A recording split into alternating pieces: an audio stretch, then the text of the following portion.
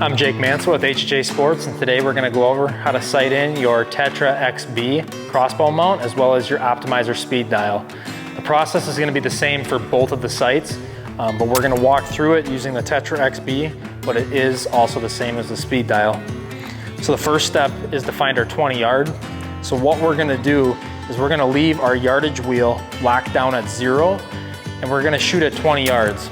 So we're going to make all of our vertical left-right adjustments at 20 yards on the scope itself. We don't want to use the yardage wheel yet.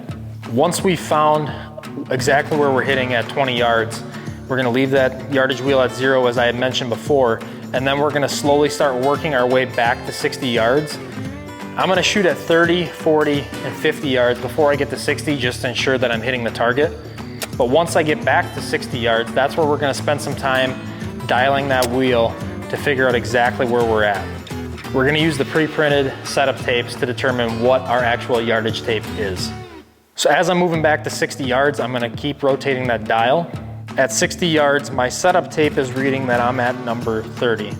So what that tells me is I'm going to take 30, which is my 60 yard mark, and I'm going to minus my 20 yard mark, which is 0. So I'm going to take 30 minus 0, which is going to give me number 30.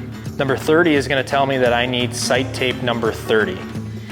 So what I'm going to do, I'm going to go into my package of sight tapes that came with the bow or with the scope, and I'm going to find sight tape number 30. And when I put that sight tape on, I'm going to make sure that I've locked down my yardage wheel.